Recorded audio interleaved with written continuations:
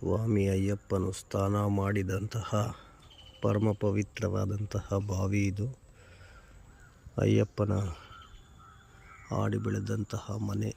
ಸ್ವಾಮಿ ಶರಣಂ ಅಯ್ಯಪ್ಪ ಶರಣಂ, ಸ್ವಾಮಿ ಶರಣಮಯ್ಯಪ್ಪ.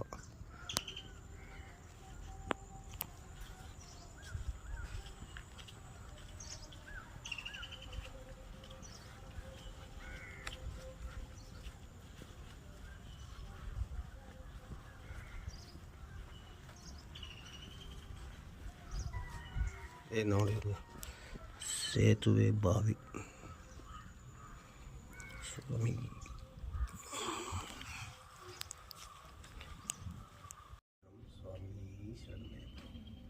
ಸ್ವಾಮಿ ಅಯ್ಯಪ್ಪ ಆಡಿ ಬೆಳೆದಂತಹ ಒಂದು ಮನೆ ಇದು.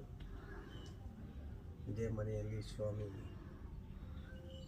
ಆಡಿ ಬೆಳೆದ